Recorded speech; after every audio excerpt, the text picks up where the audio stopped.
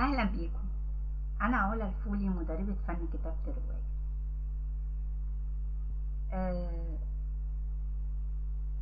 أنا النهاردة عايزة أكلمكم في أول حلقات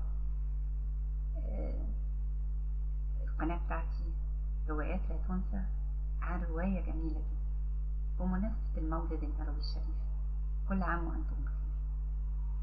الرواية بتحكي عن حكاية العروسة، عروسة المولد اللي كلنا عارفينها، والحصان بتاع الولد.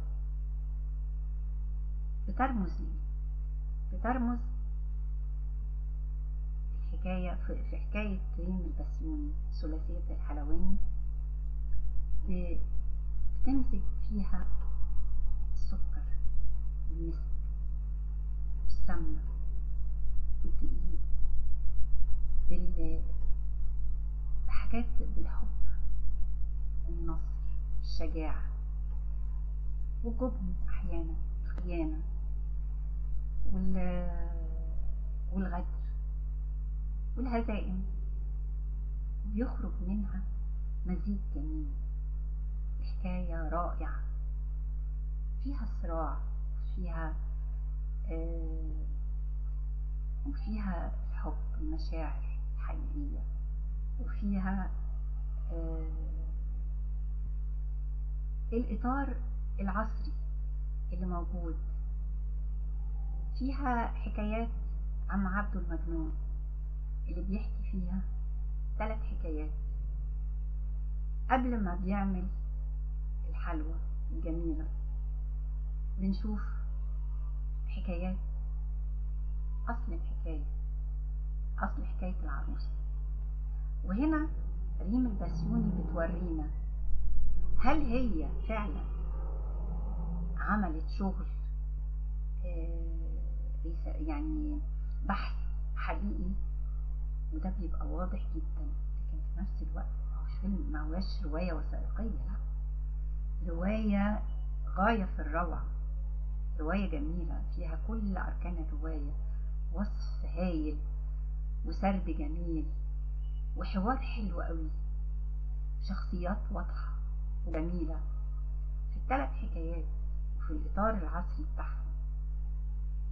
الحكايات نقدر نقول إنها حكاية الجدة والابنة والحفيدة اللي بينهم حوالي 200 سنة، وكل رواية بتاخد الخيط من الرواية اللي قبلها وتسلمها للرواية اللي بعدها لحد ما بتنتهي الرواية بشكل سلس وجميل، كأنها بتدوب مع كلمات الحلاوة، مع طعم الحلاوة في بقك وانت بتقرأ سطور. شيء في غاية الروعة. مثال رائع للرواية التاريخية. وعلشان كده أنا يعني بنتهز الفرصة إن أنا أهني ريم بسيوني بجائزة الشيخ زايد، ولأنها فعلا تستحقها. الرواية غاية غاية غاية في الروعة. أنا هنا الحقيقة مش بعمل إعلان عن الرواية، أنا بقول إنها مثال لأي حد عايز يكتب رواية تاريخية إنه يروح يقرأ الرواية دي، لأنها فعلا فيها عناصر الرواية متكاملة، فيها كل حاجة ممكن تنجح رواية. وهي هم 3 بس في إطار واحد، عشان كده هي اسمها ثلاثية الحلواني، لأنها ليها علاقة بالعروسة والحصان والبطولة. أنا مش عايزة طبعا أحرق الرواية، لأن الرواية أجمل من إن أنا أحرقها وأقول لك ما تقراهاش أو أخليك ما تقراهاش. الحقيقة البرنامج بتاعي هدفه تحليل الروايات بشرط إنها تحفز على القراءة، مش تديك ملخص عنها. أنا مهتمة بس إن أنا ألقي الضوء على الجوانب الجميلة في الرواية والحاجات اللي تستحق الاستمتاع بيها وانت بتقرأ.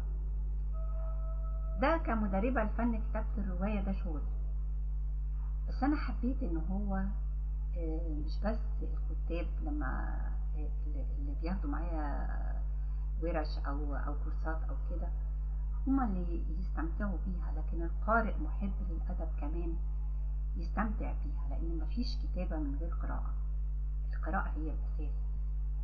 اللي هيحب إن هو يستمتع بقراءة تاريخية لرواية جميلة يقرأ ثلاثية الحلواني.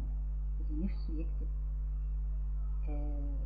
قصة أو رواية تاريخية يقرأ برضو ثلاثية الحلواني، لأنه هيستفيد جدا. هيستفيد إن هو يحترم التاريخ وفي نفس الوقت ما يخليهوش قيد عليه وهو بيكتب، لا، يكتب بالشكل اللي في الإطار التاريخي يقدمه بأحلى صورة ممكنة. وده اللي برعت فيه ريم البسيوني، وأنا بنتهز الفرصة إن أنا أشكرها على وقت القراءة الممتع اللي قضيته فيه قراءة الرواية. وبإذن الله أشوفكم في حلقة جديدة من روايات لا تنسى. تحياتي، وأتمنى ليكم قراءة ممتعة ومفيدة. علا الفوز.